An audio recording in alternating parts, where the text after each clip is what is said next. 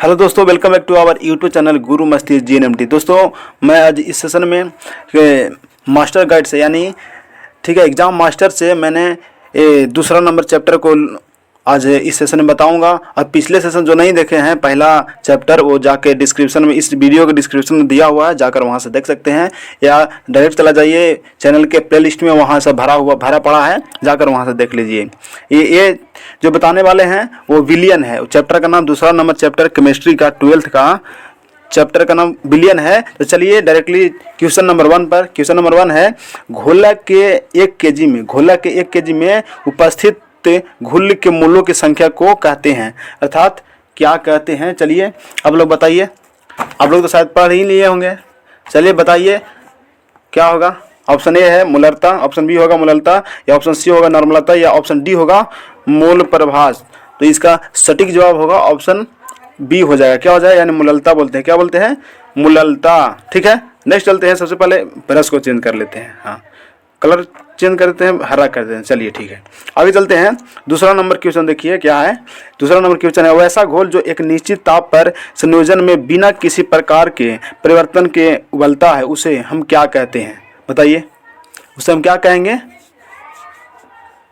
एजियोट्रोपिक मिश्रण बोलेंगे, या असंतृप्त बोलेंगे, या अति संतृप्त बोलेंगे, या आदर्श बोलेंगे? क्या बोलेंगे? एजियोट्रोपिक बोलेंगे मिश्रण, यानी कि ऑप्शन ए मेरा सही हो जाएगा। सही है, ठीक है, समझ गए ना। चलिए आगे चलते हैं। दूसरा हो गया, तीसरा नंबर चलते हैं। चलिए तीसरा नंबर क्वेश्चन है, देखिए सही से, यानी प्रसरण दाब निम्नलिखित में से किस समीकरण द्वारा व्यक्त होते हैं? चलिए प्रसरण दाब का समीकरण तो आपको पता होगा किस से व्यक्त किया जाता है, ऐसे है ना। बताइए कौन होगा? पी ए होगा, बी होगा, सी होगा, डी होगा? इसका सही जवाब कौन हो जाएगा? ए, यानी P = CRT होता है। ठीक है, दूसरा नंबर क्वेश्चन। आगे चलते हैं, तीसरा हो गया, चौथा में चलते हैं। चौथा क्वेश्चन है अर्धपराग में झिल्ली में प्रसरण क्रिया, अर्धपराग में झिल्ली में प्रसरण क्रिया में निकल पाते हैं। क्या निकल पाते हैं? विलायक के अणु, जटिल आयन, या सरल आयन? बताइए सही जवाब क्या होगा।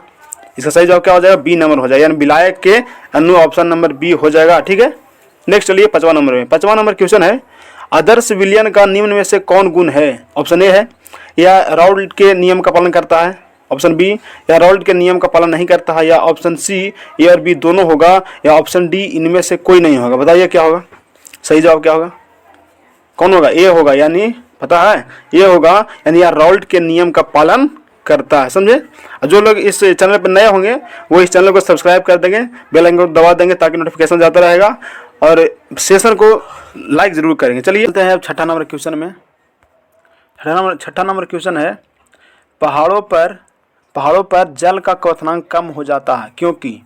पहाड़ों पर जल का क्वथनांक कम हो जाता है क्यों? क्योंकि ऑप्शन ए है वहाँ वायुमंडलीय दाब कम है, बी है वहाँ ताप कम है, या सी वहाँ दाब ज़्यादा है, या डी वहाँ हवा ज़्यादा है? इसका सही जवाब बताइए। इसका सही जवाब क्या हो जाएगा? ऑप्शन ए हो जाएगा, यानी वहाँ वायुमंडलीय दाब कम है। ठीक है, चलिए सातवां नंबर क्वेश्चन में। सातवां नंबर क्वेश्चन है निम्न में से विलयन के लिए कौन अनुसंख्यक गुण है? ऑप्शन ए है प्रसरण, ऑप्शन बी पृष्ठ तनाव, ऑप्शन सी श्लकता, या ऑप्शन बी नहीं, डी होगा अर्धवायु। तो इसका सही जवाब बताइए आप लोग क्या होगा। इसका सही जवाब हो जाएगा ऑप्शन ए, यानी प्रसरण हो जाएगा। ठीक है, कौन सा होगा? ए, यानी प्रसरण। चलिए नेक्स्ट चलते हैं आठवां नंबर में। आठवां नंबर क्वेश्चन है आठवां नंबर क्वेश्चन है निम्नलिखित में किसके लिए हिमांक का अवनमन अधिकतम होगा? हिमांक का अवनमन अधिकतम होगा। ऑप्शन ए है K2SO4, बी है NaCl, सी है यूरिया, या डी है ग्लूकोज? बताइए इसका सही जवाब क्या हो जाएगा? ऑप्शन ए हो जाएगा K2SO4। समझे? यानी हिमांक का अवनमन अधिकतम किसका होता है? K2SO4, NaCl, यूरिया और ग्लूकोज सबसे ज़्यादा होगा K2SO4 का। चलिए नौवां नंबर क्वेश्चन में। नौवां नंबर क्वेश्चन है निम्न में से कौन सा अनुसंख्यक गुणधर्म नहीं है? अनुसंख्यक गुणधर्म नहीं है। ऑप्शन ए है हिमांक का अवनमन, ऑप्शन बी है प्रकाशीय क्रियाशीलता, ऑप्शन सी है बाष्पदाब या अपेक्षिक अवनमन, और डी है क्वथनांक का उन्नयन? बताइए इसका सटीक जवाब क्या होगा? ऑप्शन बी हो जाएगा, यानी प्रकाशीय क्रियाशीलता। समझे? चलिए आगे चलते हैं 10वां नंबर क्वेश्चन में। 10वां नंबर क्वेश्चन है 334.2 ग्राम चीनी के घोल में इतना 34.2 ग्राम चीनी है। घोल का मोलर सांद्रण क्या है, मोलरिटी बता रहा है, मोलर सांद्रण निकालने के लिए यहाँ बोल रहा है, ठीक है। तो ये जो न्यूमेरिकल है इसको हम एक न्यूमेरिकल का एक सेपरेट वीडियो, ठीक है, न्यूमेरिकल का एक सेपरेट वीडियो आप लोग को हम बनाकर इस वीडियो के माध्यम से प्रोवाइड कर देंगे। मिनिमम कम से कम मैक्सिमम 50 क्वेश्चन रहेगा और उससे ज़्यादा न्यूमेरिकल नहीं आएगा, छोटा से लेकर बड़े तक। तो इसको रहने दीजिए, जो न्यूमेरिकल रहेगा उसको अभी नहीं बताएंगे, एक सेपरेट वीडियो आप लोग को प्रोवाइड करा देंगे, ठीक है, समझे।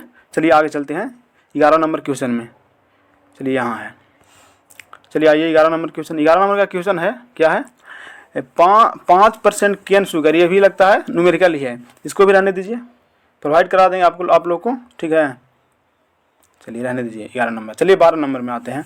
12 भी न्यूमेरिकल ही है शायद, चलिए इसको भी छोड़ दीजिए, कोई दिक्कत नहीं है, आप टेंशन नहीं लीजिए कि सब छोड़ते जा रहे हैं तो बनेगा क्या, टेंशन नहीं लीजिए। आपको छोटा से लेकर बड़ा तक मतलब न्यूमेरिकल एक वीडियो के माध्यम से अलग वीडियो में मतलब प्रोवाइड करा दिया जाएगा, टेंशन नहीं लीजिए। 13 नंबर में आइए। चलिए अब यहाँ सही है, बताइए इनमें से कौन से जलीय घोल की हिमांक बिंदु न्यूनतम है, किसका हिमांक बिंदु न्यूनतम होगा उसको बताइए। एम है 0.01 एम NaCl या 0.055 किसका है, तो C2H5OH का, C है 0.05 mgL2I2 और 0.05 mgSO4, किसका ज़्यादा होगा बताइए। 13 नंबर वाला क्वेश्चन का NaCl का हो गया, केवल हिमांक बिंदु न्यूनतम होगा, सबसे कम हिमांक बिंदु किसका होगा, ए का यानी NaCl में का, ठीक है, या 0.01 जिसका कम है, NaCl का हमेशा कम ही होता है। चलिए आगे 14 नंबर क्वेश्चन। मानव रक्त का pH मान सबका पता होगा, अगर पता नहीं है तो आपको तैयारी नहीं है, समझिए। मानव का pH मान कितना होगा बताइए, इसको ऑप्शन नहीं देंगे, आखिर लिखा हुआ है डिस्प्ले पर, बताइए क्या होगा। 7.4 होता है, कितना होता है, 7.4 मानव रक्त का pH मान होता है। चलिए नेक्स्ट चलते हैं 15 नंबर क्वेश्चन। 15 नंबर का क्वेश्चन भी शायद क्या है, न्यूमेरिकल है, तो इसको भी रहने दीजिए, ठीक है। आगे चलिए 16 नंबर, 16 भी न्यूमेरिकल ही है। चलिए है 2 4 5 को न्यूमेरिकल, उसके बाद नहीं मिलेगा। चलिए 16 17 नंबर में क्वेश्चन में चलते हैं। बताइए इसका फॉर्मूला बताइए आप लोग। अगर n घुल पदार्थ के मोल की संख्या तथा n घोलक के मोल की संख्या है, स्मॉल n जो है घुल पदार्थ के मोल की संख्या है तथा कैपिटल N घोलक के मोल की संख्या है, तो घुल के मोल प्रभाज क्या होगा बताइए। 17 नंबर क्या होगा, n plus small n plus capital N, या small n by capital N plus N, या C में n by capital N by capital N plus small n, या D में स्मॉल n बटा कैपिटल N, यानी small n जो है यहाँ घुल पदार्थ के मोलों की संख्या है, अब कैपिटल N जो है घोलक के मोल की संख्या। बताइए इसका सही जवाब क्या होगा, बी नंबर हो जाएगा, यानी small n by capital N plus small n, समझे। 17 नंबर हो गया। आगे चलते हैं 18 नंबर में। 18 नंबर का क्वेश्चन है, कौन सी सांद्रण इकाई ताप से स्वतंत्र होती है, ताप से टेम्परेचर से मतलब स्वतंत्र होती है, इंडिपेंडेंट होती है। तो बताइए ऑप्शन ए है मूललता, ऑप्शन बी मूलरता, ऑप्शन सी नॉर्मलता, या डी होगा भार आयतन अनुपात। इसका सटीक जवाब बताइए क्या हो जाएगा, मूललता, हाँ ऑप्शन ए हो जाएगा। मूललता जो है वह ताप से स्वतंत्र होती है। 19 नंबर देखिए, दो द्रवों का एक मिश्रण जो स्थिर संघटन पर उबलता है क्या कहलाता है। ऑप्शन ए हिमांक मिश्रण, बी एज़ोट्रोप, ऑप्शन सी ठोस विलयन, या ऑप्शन डी इनमें से सभी। बताइए 19 नंबर क्वेश्चन का क्या होगा सही, यानी उसको क्या बोलते हैं, एज़ोट्रोप बोलते हैं, यानी बी नंबर ऑप्शन मेरा सही होगा। चलिए 20वां नंबर क्वेश्चन, समुद्र जल का परिसारक दाब लगभग होता है। बताइए सभी का पता होगा समुद्र जल का परिसारक भाग कितना होता है ना, बताइए कितना होता है, 30 ATM, कितना 30 ATM होता है। चलिए नेक्स्ट 21 नंबर में,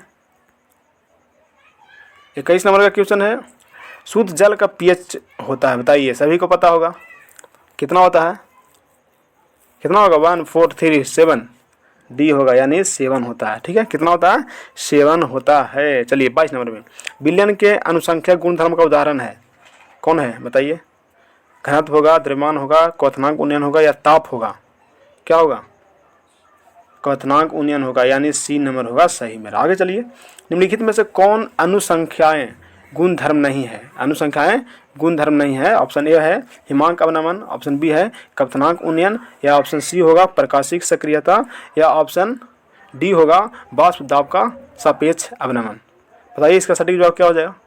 23 नंबर क्वेश्चन है, क्या हो जाएगा, प्रकाशिक सक्रियता हो जाएगा। क्या हो जाएगा, प्रकाशिक सक्रिय, यानी निम्नलिखित में से कौन अनुसंख्याय गुण धर्म नहीं है, कौन नहीं है, प्रकाशिक सक्रियता, यानी ऑप्शन नंबर सी। ठीक है, चलिए 24 नंबर में आइए, 24 में देखते हैं। 24 का क्वेश्चन है, किसी घोल का परासरण दाब का संबंध दिया गया है, परासरण दाब का संबंध दिया गया है, कौन है बताइए, pi equal to S T by C, या pi equal to C T by S, या pi equal to S C by T, या pi by C is equal to S T. क्या हो जाएगा, सही जवाब क्या होगा, यानी pi by C is equal to S T, यानी ऑप्शन नंबर डी सही हो जाएगा। चलिए नेक्स्ट चलते हैं 25 नंबर क्वेश्चन में। 25 का क्वेश्चन है, किसी विलयन में विलय का मोल प्रभाव व्यक्त किया जाता है। देखिए सबसे ज़्यादा जो वो फिजिकल में होता है ना है, वो नॉर्मलिटी, मोलालिटी, नॉर्मलिटी, ये सब जो होता है बहुत ही इंपॉर्टेंट क्वेश्चन होता है। तो वही में से है एक कि किसी विलयन में विलय का मोल प्रभाव है ना व्यक्त किया जाता है। ऑप्शन ए है, देखिए X solute is equal to small N by small N plus capital N. बताए हैं एन और कैपिटल एन और स्मॉल एन क्या है से, बताइए इसमें क्या हो जाएगा सही आंसर, यानी यही होगा, ए नंबर ऑप्शन हो जाएगा, यानी X solute is equal to small N बटा small N plus capital N. चलिए आगे चलते हैं 26 नंबर क्वेश्चन में। चलिए आइए, यहाँ है 26 नंबर क्वेश्चन है, परमाणु द्रव्यमान बराबर होता है, परमाणु द्रव्यमान बराबर होता है।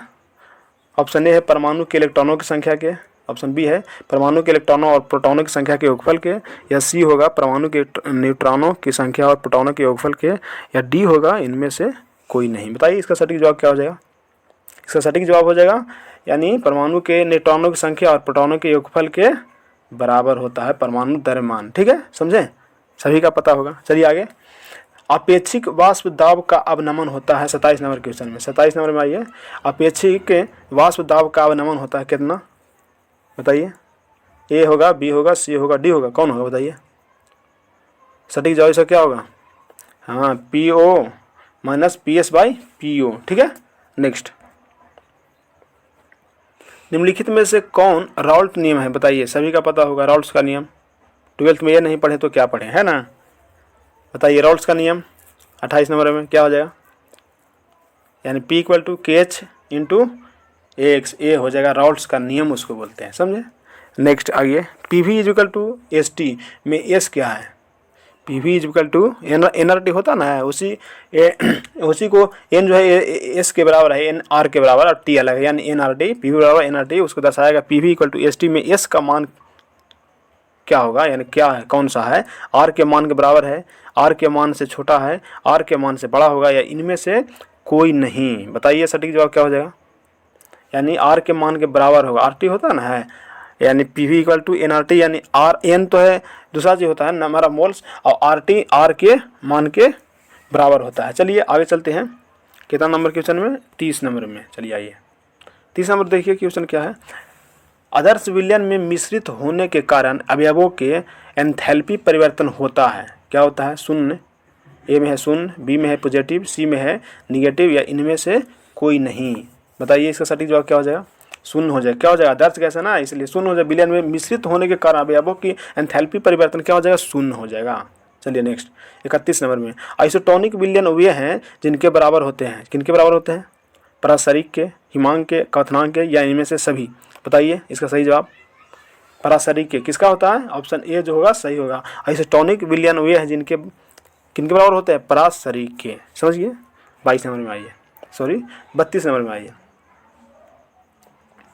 32 का क्वेश्चन देखिए क्या है, पढ़ते हैं, निम्नलिखित जलीय घोल में किसका क्वथनांक अधिकतम होता है, किसका क्वथनांक अधिकतम होता है, पीछे भी बताएं ऐसा क्वेश्चन, बताइए क्या हो जाएगा, इसका सटीक जवाब क्या हो जाएगा, बी नंबर हो जाएगा, यानी 0.1 Na2SO4 हो जाएगा। ठीक है, समझें, बाकी न्यूमेरिकल बनाएंगे ना तो आप लोगों को सही से विश्लेषण करेंगे। चलिए 23 नंबर में आइए, एक घोल जिसका प्रसरण दाब 300 केल्विन पर 0.082 वायुमंडल है, इस घोल का सांद्रण क्या होगा, कंसंट्रेशन क्या होगा, बताइए। ये भी न्यूमेरिकल है, छोड़ दिया जाए, बना दिया जाए, छोड़ देते हैं अभी फिलहाल, है ना, इसको बनाया जाएगा जब न्यूमेरिकल का एक वीडियो सेपरेट बनाएंगे तब इसको बनाया जाएगा, इसको फिलहाल रहने दीजिए। चलिए नेक्स्ट चलते हैं, 34 नंबर में आइए, HCl और H2O के स्थिर साथी मिश्रण में होगा कितना HCl होगा, 100 दिखाना है। बताइए 34 नंबर में क्या हो जाएगा? 48% HCl, 36%, 22% या 20.2%? 20.2% होगा। अब कैसे होगा ये न्यूमेरिकल में देखिएगा। चलिए आइए 35 नंबर में, प्रसरणी दाब बढ़ता है जब, कब बढ़ता है? तापक्रम बढ़ता है तब, तापक्रम घटता है तब, आयतन बढ़ता है तब, कि इनमें से कोई नहीं होगा? बताइए सटीक जवाब क्या हो जाएगा? तापक्रम बढ़ता है तब क्या होता है? प्रसरणी दाब बढ़ता है, यानी ऑप्शन ए हो जाएगा सही। चलिए 36 नंबर क्वेश्चन में चलते हैं। 36 नंबर का क्वेश्चन है, बर्फ़ में नमक मिला देने पर, बर्फ़ में जब हम नमक मिला देंगे तो बर्फ़ का ताप 0 डिग्री सेल्सियस से कम हो जाता है, इसका क्या कारण है? ऑप्शन ए है प्रसरण, ऑप्शन बी जल अपघटन, ऑप्शन सी हिमांक या अवनमन, या डी होगा क्वथनांक का उन्नयन। बताइए इसका सटीक जवाब क्या हो जाएगा? क्या होगा? हिमांक का अवनमन, यानी ऑप्शन नंबर क्या हो जाएगा? सॉरी यानी ऑप्शन नंबर सी हो जाएगा हिमांक का अवनमन। ठीक है, नेक्स्ट 37 नंबर क्वेश्चन देखिए, 1 एम मीटर चीनी के 1 एम चीनी के बिलियन का हिमांक अवनमन 1 एम सोडियम मिलीलीटर का ही है, सोडियम क्लोराइड के बिलियन की हिमांक अवनमन से होता है। इतना एम चीनी के बिलियन का हिमांक अवनमन इतना सोडियम क्लोराइड के बिलियन के हिमांक अवनमन से क्या होगा? कम होगा, अधिक होगा, बराबर होगा, या इनमें से कोई नहीं होगा? बताइए 37 नंबर का क्वेश्चन के क्या होगा? कम होगा। ठीक है, हिमांक का अवनमन इतना सोडियम के बिलियन की हिमांक का अवनमन कम होगा, समझे? चलिए आगे, 0.01 एम ग्लूकोज बिलियन की तुलना में इतना MgCl2 बिलियन के हिमांक के अवनमन होगा। चलिए ये जो है ना, ऐसे तो डिफाइन नहीं कर पाएंगे, इसको न्यूमेरिकल से ही सही से समझ में आएगा। फिलहाल जो आंसर सही है उसको बता देते हैं ना। 38 नंबर क्वेश्चन में, 38 नंबर क्वेश्चन का सही आंसर हो जाएगा क्या? सी नंबर होगा, लगभग तिगुना होगा, लगभग तिगुना। इसको न्यूमेरिकल से सही से समझ में आएगा। चलिए आगे आइए, टिंडल प्रभाव पाया जाता है, टिंडल प्रभाव पाया जाता है, इसमें को तो सभी का पता होगा। बताइए, ऑप्शन ए है बिलियन में, ऑप्शन बी है अवक्षेप में, ऑप्शन सी है सॉल में, या ऑप्शन डी होगा बाष्पों में। बताइए इसका सटीक जवाब कौन में होता है? सॉल में। टिंडल प्रभाव किस में पाया जाता है? सॉल में। चलिए आगे क्या है? आगे 40 नंबर में है न्यूमेरिकल, बनाइएगा आप लोग, तो इसका सटीक जवाब बता दें आप लोग का 40 नंबर का, रहने दीजिए, न्यूमेरिकल में बताएंगे। ठीक है, चलिए हम आगे चलते हैं। जो नए होंगे इस चैनल पर ना, इस चैनल को सबसे पहले सब्सक्राइब कर लीजिए सही से, अब बेल आइकन को दबा दीजिए ताकि नोटिफिकेशन जाता रहेगा, और सेशन को लाइक कर दीजिए। चलिए 41 में देखते हैं। 41 का क्वेश्चन है, CaSO3 के हॉल ट्वाइस का वाट ऑफ गुणांक क्या है? वाट ऑफ गुणांक क्या होता है? चलिए आइए समझते हैं इसके बारे में कि वाट ऑफ गुणांक क्या है। बना दिया जाए, रहने दीजिए इसको, हम वो बनाएंगे न्यूमेरिकल में ही। 1 2 4 5 को मिल गया है न्यूमेरिकल, और आगे भी न्यूमेरिकल है। तो चलिए 41 नंबर में बनाइएगा आप लोग, तो ठीक है। इसका हम आंसर बता दें, इसका सही आंसर सी होगा, यानी 3 होगा। ठीक है, वाट ऑफ गुणांक, इसको न्यूमेरिकल में सही से डिफाइन करेंगे सबका।